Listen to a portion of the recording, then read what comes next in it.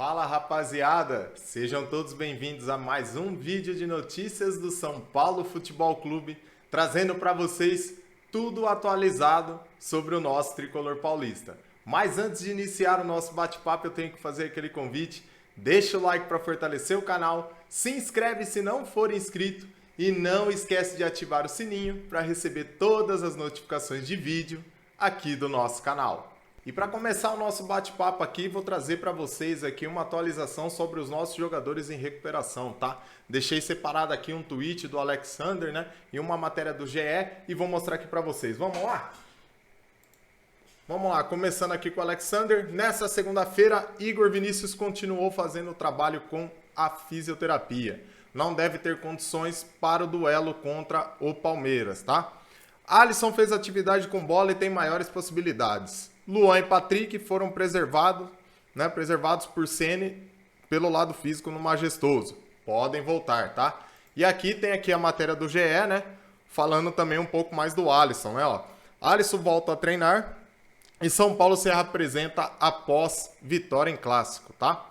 E aqui, ó, a reapresentação do São Paulo nessa segunda-feira, 2 dias depois da vitória por 1-0 sobre o Corinthians, contou com uma novidade. O meio-atacante Alisson, desfalque no clássico, treinou normalmente com o elenco e pode retornar ao time no duelo de quinta-feira às 20h30 contra o Palmeiras no Morumbi pelo Paulistão. Recuperado de um pequeno estiramento na região anterior da coxa direita, o camisa 12 voltou a trabalhar normalmente e participou de um treinamento coletivo de 11 contra 11. Opa! Foi para baixo aqui. Pera lá, aqui, voltei. Sob a orientação de Rogério Ceni e sem os atletas que atuaram por mais minutos diante o Corinthians. Beleza, gente? Então, deixa eu voltar aqui para outra tela. Então é isso. Tá aqui a atualização, né, sobre os jogadores em recuperação. E conforme tudo dito aí, o Alisson pode estar aí no clássico contra o Palmeiras, quinta-feira. Um outro assunto que eu trouxe pra gente conversar aí, né, o pessoal sempre pergunta em live ou nos comentários de vídeo, é sobre a situação do David Neres, né, em questão São Paulo com o David Neres. Isso é uma matéria aqui no GE, vou mostrar pra vocês e depois a gente conversa. Vamos lá? Deixa eu mudar a tela aqui. Vamos lá. Aqui, ó. Concorrência vira obstáculo para São Paulo tentar David Neres após a FIFA liberar janela na Europa, tá? Clube monitora a situação do jogador formado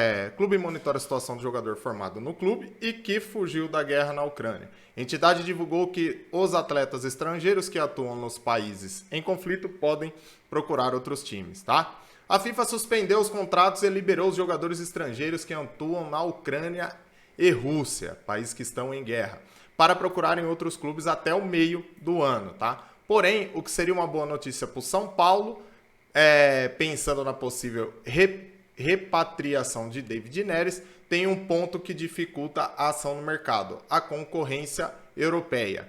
Diante da situação excepcional, a FIFA liberou a possibilidade de negócio com países nos quais as janelas de transferência estão fechadas, com a maioria absoluta dos europeus. Os times têm até dia 7 de abril para registrar os atletas que deixaram a Ucrânia e Rússia, tá? E aqui tem, né, em relação ao São Paulo, o que está pensando aí em relação ao David Neres, né? No momento, o São Paulo evita qualquer diálogo sobre este negócio, embora tenha consultado a situação de Neres há algumas semanas.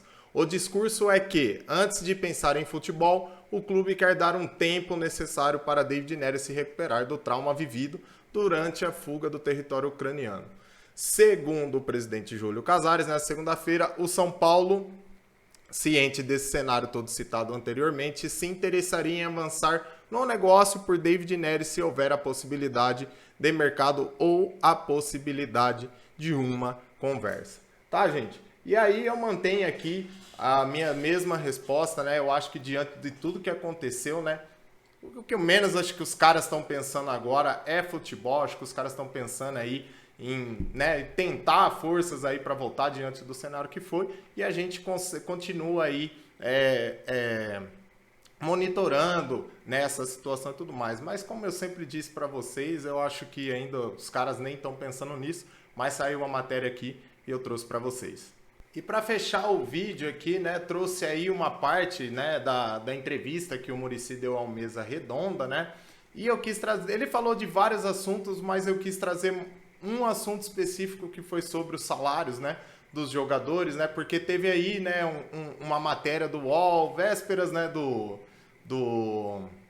vésperas do jogo contra os Corinthians, né, falando disso, né, não sei, às vezes tentando causar aí, né, uma polêmica e tudo mais. Então, trouxe aqui a matéria da Gazeta Esportiva, né, detalhando essa parte da entrevista aí que o Muricy falou sobre os salários dos jogadores. Vamos conferir? Vamos lá. Tá aqui embaixo o título, ó. Muricy fala sobre salários atrasados do elenco. Jogadores têm confiança na gente. Vamos lá. O coordenador de futebol de São Paulo, Muricy Ramalho, falou abertamente sobre os salários atrasados de alguns jogadores do clube. Em entrevista exclusiva ao Mesa Redonda da TV Gazeta, o ídolo tricolor garantiu que o elenco não tem qualquer rixa com a atual diretoria e a postura no clássico contra o Corinthians é a prova disso. Aí tá aqui os trechos, né? Se eles, jogadores, fizeram o que fizeram no campo ontem, né, contra o Corinthians, é porque tem confiança na gente. Eles estão vendo que o presidente está atrás de investidores e de investimentos. Estamos fazendo de tudo para deixar as coisas em dia, tá? A gente vem com esse problema sério desde a pandemia. Antes de assumirmos, já havia esse problema com os jogadores. Mas os jogadores estão entendendo a situação e vendo que não estamos quietos. O presidente todo dia está trabalhando, indo atrás de investidores. É difícil exigir muito dos jogadores, porque os treinamentos, a pressão são duros. Então tem que ter o salário em dia, tem que receber, eles vivem disso. Tá? Vamos lá. Mas acho que todos estão entendendo e mostraram em campo ontem, porque o clube está fazendo de tudo que é possível para deixar em ordem essa parte financeira. E aí concluiu o Muricy, tá? Então tá aí, gente. O Muricy falou, né, várias coisas, mas quis trazer esse trecho aí, né, em específico sobre os salários dos jogadores. Está falando que o clima tá tudo bem lá dentro. E de fato, né, os caras mostraram muita vontade, né? Comentei com vocês na live de ontem que eu tive a oportunidade de ir, levei meu irmão.